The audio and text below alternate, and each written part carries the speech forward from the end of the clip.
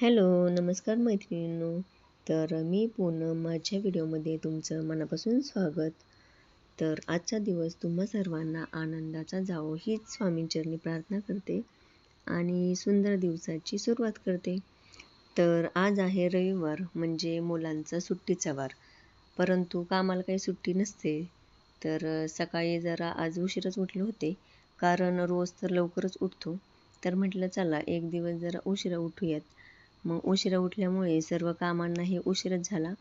तर मला आज बनवायची होती पावभाजी, कारण सुट्टीच्या दिवशी असे मेनू असतातच आणि त्यामध्ये पावभाजी हा आमचा आवडता मेनू आहे. तर प्रत्येक रविवारी आमच्या इथे पावभाजीचा मेनू हा असतोच, कारण आर्यनला पावभाजी खूप आवडते. तर त्यासाठी मी पहिल्यांदा शिमला मिरची व कोबू चिरून घेतला व त्यामध्ये थोडेसे बीटही सोलून चिरून टाकले व त्यामध्ये आधी मी बटाटा व ग्रीन पीसही टाकला होता. तर हे सर्व छानपैकी धुवून घेतलं व त्यामध्ये 1 ते 2 ग्लास पाणी टाकून कुकरला छान शिजून घेण्यासाठी ठेवलं. तर कुकरच्या 3 ते 4 शिट्ट्या घेतल्या की ते छानपैकी शिजून होईल. तोपर्यंत मग मी देवपूजा करण्यासाठी गेले. तर सकाळ सकाळ देवपूजा केल्यावर घरात एकदम प्रसन्न वातावरण होते आणि दिवसही एकदम छान जातो. त्यानंतर मग मी लगेच आले किचनमध्ये.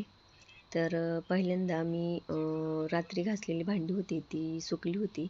तर सर्व भांडी मी लावून घेतली, कारण स्वयंपाक करताना भांडी लागली तर ती पटकन सापडतात. तर मग त्यानंतर मला चहाही करायचा होता. त्यामुळे मग मी चहाच्या पातेल्यात पाणी उकळायला ठेवलं. तर सकाळ सकाळ मी ब्लॅक टीच घेते, त्यामुळं मग मी ब्लॅक टी ठेवला व त्यामध्ये जास्त आलं टाकून घेतलं. तर सकाळ सकाळ मला ब्लॅक टी पिल्यानंतर खूप फ्रेश वाटतं.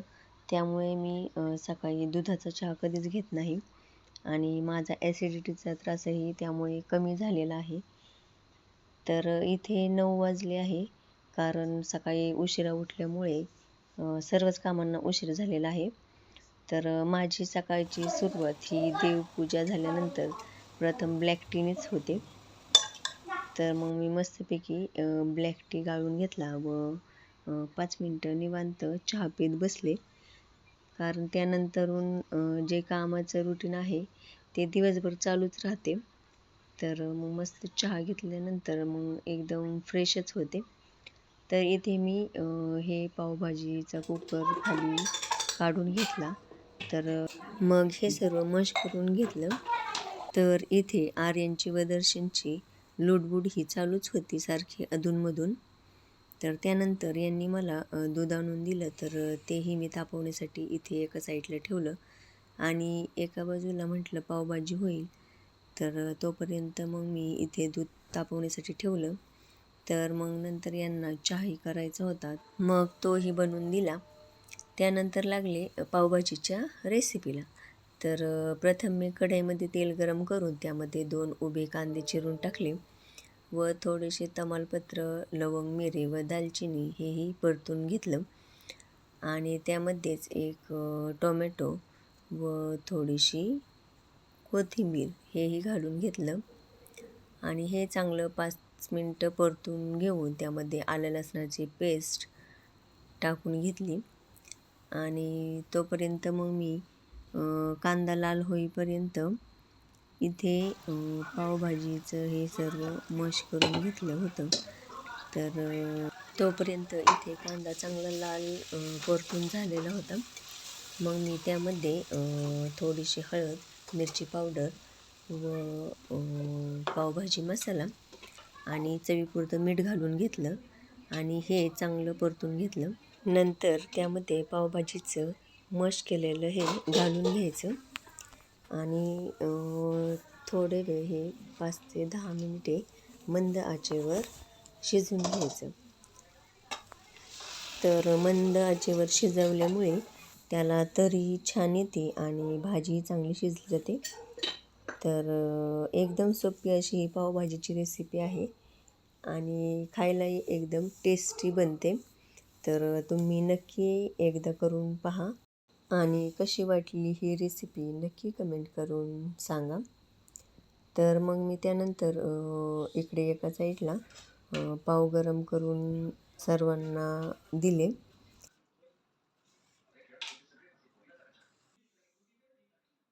मस्त अशी पावभाजी तयार.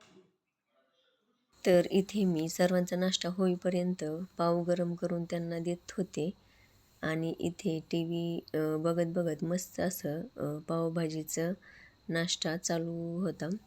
आणि इकडे आमची शिजोई त्यांची काही मिळेल का खायला अशी वाट पाहत होती, परंतु तिला आम्ही काही पाव वगैरे असं देत नाही खायला. नंतर खाऊन झाल्यावर मस्तपैकी सर्वजण खाली गेली खेळायला आणि मग त्यांचा एकदम छान असा डाव रंगला होता. तोपर्यंत मग मी इथे भांडी वगैरे घासून किचन साफ करून घेतली. तर तोपर्यंत यांचा खेळून खेळून दमल्यामुळे पुन्हा दुसरा टाईम खाण्याचा झाला होता. मग आल्यावर पुन्हा एकदा मस्त पावभाजी खाऊन अशी मस्ती चालू झाली. नको जाऊ, खेळ नाही तर कुठं त्याला नेतो का तुमच्या घरी? कशाला? त्याला क्लास आहे आता. हां, तो नाही येणार आता. तू राह इथं, तू राह की इथं. तुम्हाला पण क्लास आहे, जा की मग क्लासला. शिजूला तिथं बांधा. अरे तिथं बांध. ती मस्ती घालतील तुमच्या बरोबर.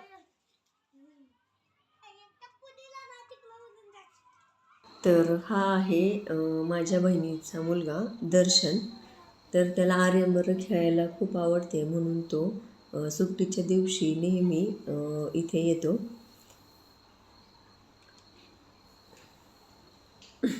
मग काय दिवसभर अशी ही मस्तीच मस्ती असते.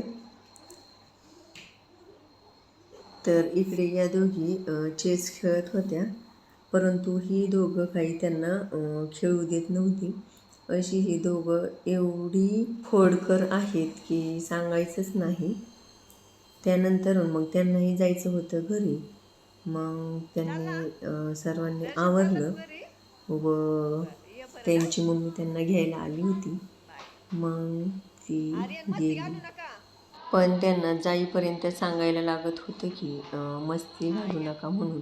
कारण इतकी मस्ती घालतात ना की खरंच एवढी भीती वाटते की कोण पडेल किंवा लागेल. आणि सुट्टीच्या दिवशी हेच काम राहतं की त्यांच्यावर लक्ष ठेवणे. मम्मी थांबली ना खाली, उरक पटकीनी.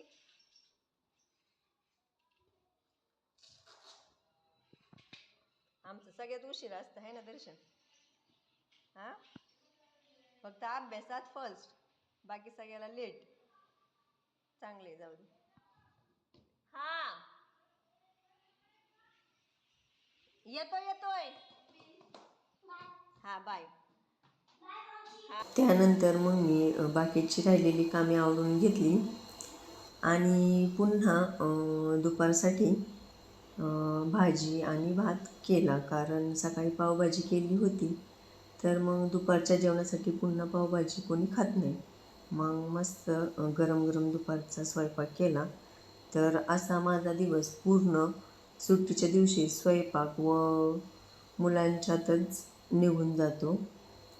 तर मग आर्यन पुन्हा त्यांना सोडून खाली आला होता आणि त्याच्या गप्पा चालल्या होत्या. तर तो मला शाळेतील त्याच्या गप्पा सांगत होता. तर गप्पा मारता मारता माझा स्वयंपाकही झाला आणि मग तोपर्यंत त्याचे पप्पाही आले आणि मग त्यांनाही जेवायला वाढलं व सर्वजण पुन्हा जेवले. तर त्यानंतर मग मी पुन्हा किचन वगैरे आवरला. नंतर मग थोड्या वेळाने पुन्हा 4 वाजले. मग झाला चहाचा टायमिंग. मग मी पुन्हा एकदा छानपैकी चहा केला आणि मस्त चहा पिऊन आम्ही शिजुका निघालो प्लॉटिंगला फिरायला. तर मग असा होता माझा आजचा दिवस. आत्ताच माझं सर्व आवरलं आहे. आता सर्व जेवली आहेत आणि पुन्हा भांडी झाली आहे, झाडून वगैरे पण चाललं आहे. आणि आता आम्ही निघालो आहोत फ्रेश होऊन मस्तपैकी प्लॉटिंगला. तर तिकडून आल्यावर काही जास्त काम नसणार आहे, कारण मी आत्ताच सर्व कामं करून चालले आहे. तर असा होता माझा आजचा दिवस. कसा वाटला व्हिडिओ नक्की कमेंट करून सांगा. भेटूया पुढच्या व्लॉगमध्ये. तोपर्यंत बाय.